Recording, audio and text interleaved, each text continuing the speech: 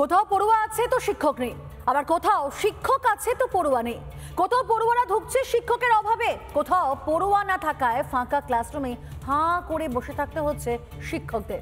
এই যে এতগুলো ছবির কথা বললাম, এই ছবিগুলো পুরুলিয়া এবং মেদিনীপুর শহরে দুই স্কুলেই দেখা গেল। দেখুন আপনারা।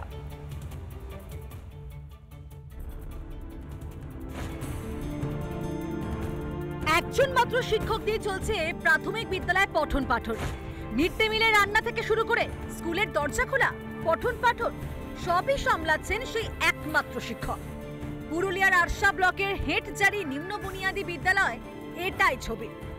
শিশু শ্রেণী থেকে চতুর্থ শ্রেণী পর্যন্ত ছাত্রছাত্রী রয়েছে 184 জন। একজন শিক্ষকই ভরসা। এখানে নভেম্বর 2024 সালে জয়েন করি।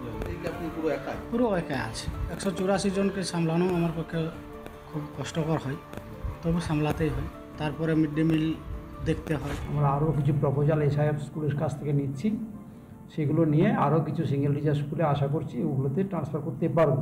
খুব শীঘ্রই কিছু কোর্ট কেসে অর্ডারে রিজয়নিং কেস আসবে, সেগুলোকে আমাদের প্ল্যানিং আছে। সেগুলোতে আমরা ওই সিঙ্গেল টিচার স্কুলগুলোকে আমরা অ্যাপয়েন্টমেন্ট দেবো, মানে রিজয়েন করাবো।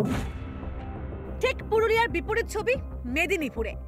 বিদ্যাসাগরের জন্মভূমিতে জাগ্রত শিক্ষা নিকেতন প্রাথমিক বিদ্যালয়ে ঢুকছে শুধুমাত্র পড়ুয়াদের অভাবে। মেদিনীপুর শহরে 20 নম্বর ওয়ার্ডের নজরগঞ্জ এলাকা, আর এখানেই রয়েছে সেই সরকারি স্কুল। স্কুলের শিক্ষক শিক্ষিকা আছে, আছে মস্ত বিল্ডিংও, রয়েছে সমস্ত ধরনের পরিকাঠামো, নেই শুধু পড়ুয়া। ম্যাক্সিমাম ছেলে আমরা যেটা চোখে দেখি সব প্রাইভেট স্কুলে নিয়ে যায় বাবা মারা, আর যারা প্রথম থেকে ওই দুটো স্কুলে পড়ছে তাদের ভাই বোনদের হয়তো তারা সেখানেই ভর্তি করে দিচ্ছে। সরকারি স্কুলগুলির এমন হাল কেন? আদৌ কি হাল ফিরবে রাজ্যের সরকারি স্কুলগুলির? রিপাবলিক বাংলা। বাম আমলে সেতুর কাজ শুরু, আর তৃণমূল আমলেও সেই সেতুর কাজ শেষ হয়নি। সেতু সংযোগকারী রাস্তা আছে সেতুর একদিকে, আর অন্যদিকে নেই। ফলে সেতু বছরের পর বছর ধরে পড়ে রয়েছে অচল অবস্থায়। এলাকাবাসী তারা অভিযোগ করছেন যে টাকা নষ্ট করে যেন প্রদর্শনীর সেতু হয়েছে। দেখুন সেই ছবি। ঝরাপানি নদীর উপর সেতু আছে, কিন্তু সেই সেতুতে ওঠার সংযোগকারী রাস্তা নেই। সেতুর একদিকে সিঁড়ি থাকলেও অন্যদিকে সেতু সংযোগকারী কোনো রাস্তা নেই।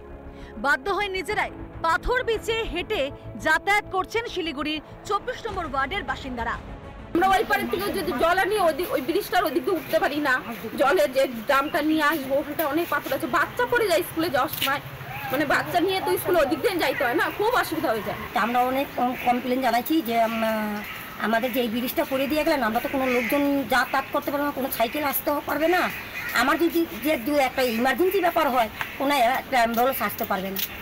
তা বললো না সব এখানে রাস্তা হবে, বছর হয়ে গেলে কোনো চালু আর হচ্ছে না। কিন্তু আমরা কমপ্লেন জানাচ্ছি, একটা সাইকেল আনতে পারি না, কোনো একটা গাড়ি ঢুকাইতে পারি না।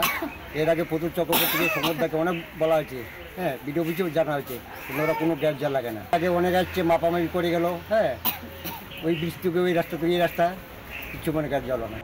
সেতু হয়নি তো কি হয়েছে? রাজনীতির তরজা তো তুঙ্গে।